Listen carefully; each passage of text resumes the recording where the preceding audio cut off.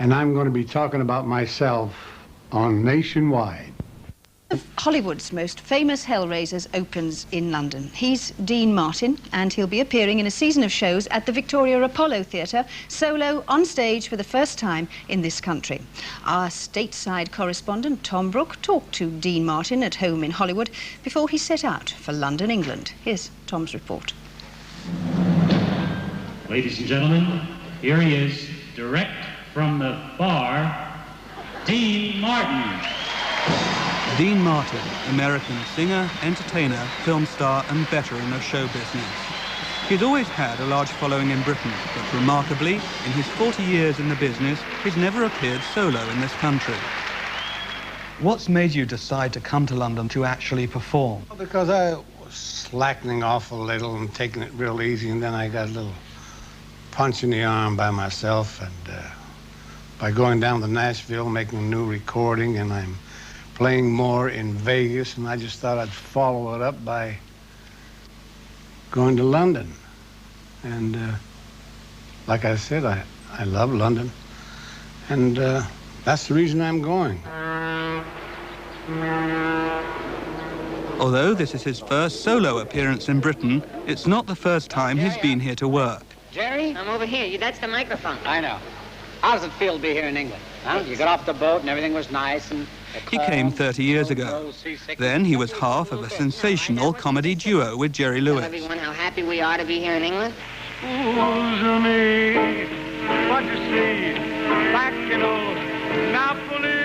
They met when Dean Martin, the son of Italian immigrants, was beginning to make a name for himself as a nightclub singer, while Jerry Lewis was making a living as a comic.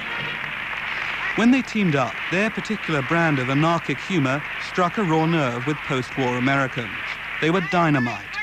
Boy, that's terrific, the way you sing those songs. If the moon hits your eye... We became an overnight sensation, and I mean it, because we were together only a year, and we flew out here to California at Slapsy Maxie's, and our first show, everybody was there, all Hollywood, all the directors and producers, and after our first show, about 5 producers came backstage, and we signed a 6-year contract with Hal Wallace, just right after the first show. That's how fast things happen with Jerry and myself.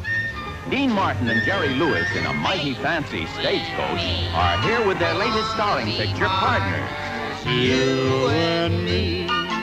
After they were signed to Paramount by the movie mogul Hal Wallace, they made a dozen films, and they hosted their own television shows. Before long, they were national idol. Everywhere they went, they were mobbed by fans. But despite all the success, Dean Martin was increasingly dissatisfied by his role and the quality of pictures they were making. To me, they were terrible.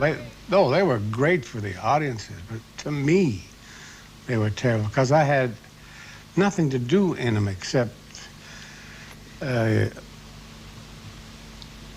never had to learn lines, because he would say, I think I'll go down to the drugstore, and I say, oh, you're going to the drugstore?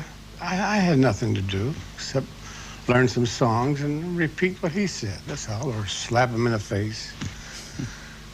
And I just didn't like the pictures, and everybody on the Paramount lot knew it, and so I had to get away. I wasn't going to spend my life doing pictures like that. So how finally did your relationship with Jerry Lewis come to an end then? Oh, I just quit. After the breakup with Jerry Lewis, fans were worried that Dean, out on his own, might flounder. But he survived, helped by his old friend Frank Sinatra. And, you know what and is? Yeah, I got it. And 150. Yeah, that's a mighty sweet plot.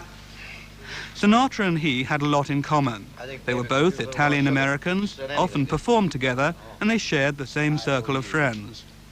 The new team of Sinatra and Martin made Some Came Running.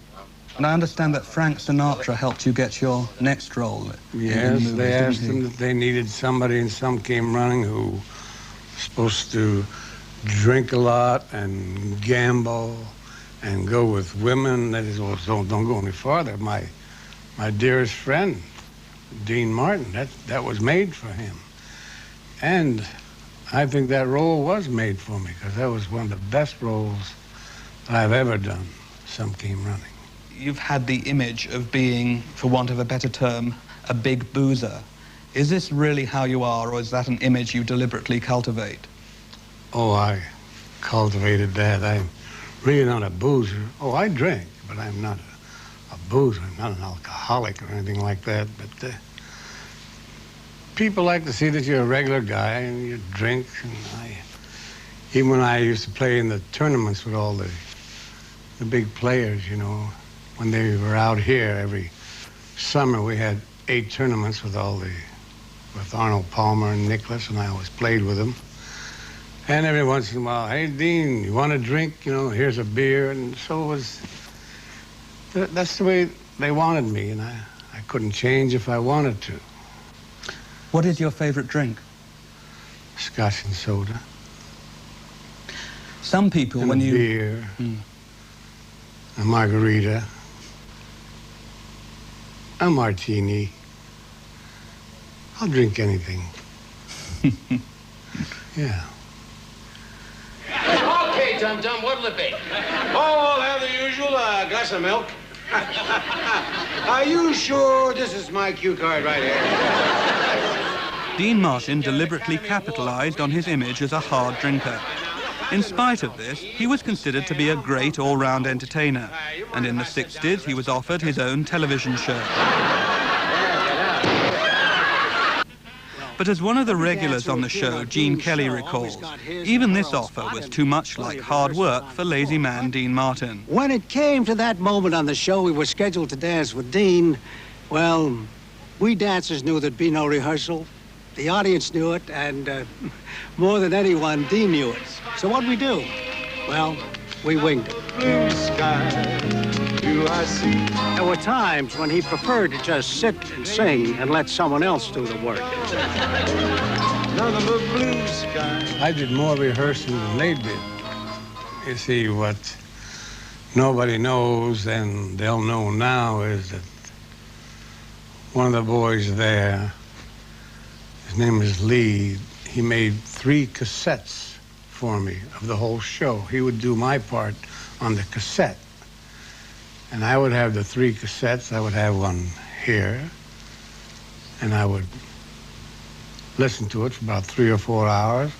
I'd take one with me on the golf course with my little machine and listen to it there, and also in the car. So I would rehearse about 4 or 5 hours a day for 5 days. Then when I went down on a Saturday, everybody, they couldn't understand how I could know everything and not be at rehearsal. And everybody said, what a brilliant guy this is.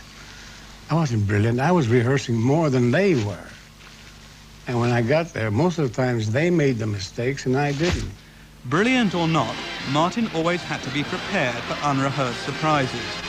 Dean Martin's spontaneous good humor and his willingness to be laughed at took the show to the top of the ratings with the audience. He knows show business. But fellow entertainers as well queued up to be on the show. If they were on it, they had to play along. This is what happens in a roast. Guest Frank Sinatra is being teased by Peter Falk. This is his poem right here. Well, a roast is when you talk about all the bad things about that person, like Ronald Reagan, how he ever became a governor when he was such a bad actor. Everybody would just throw terrible things at him, you know. And it was a big hit because after the governor, Ronald, was on, we got more wires from Washington.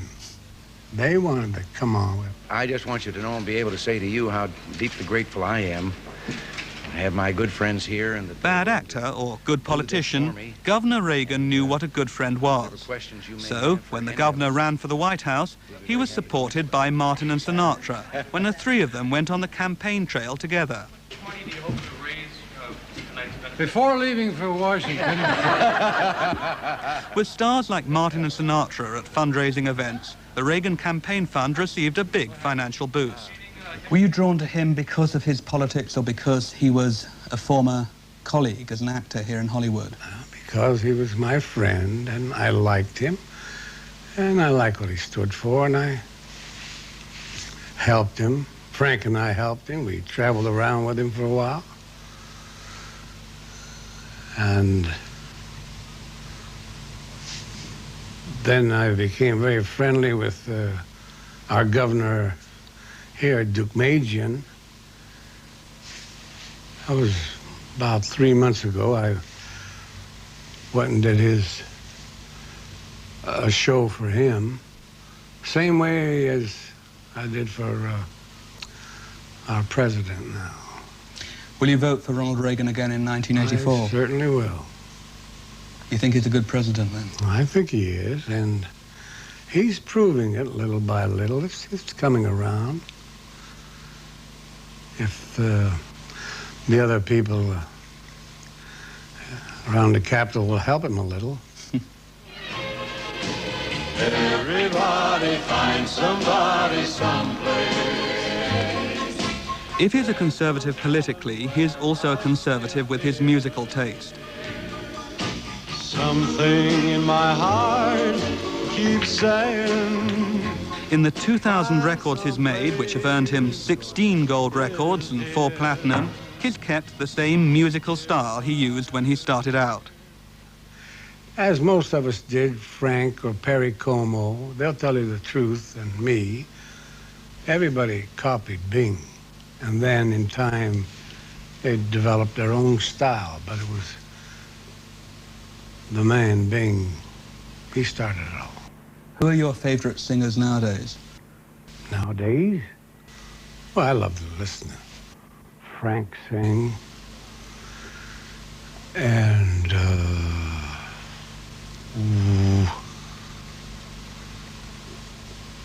I like most of the singers today.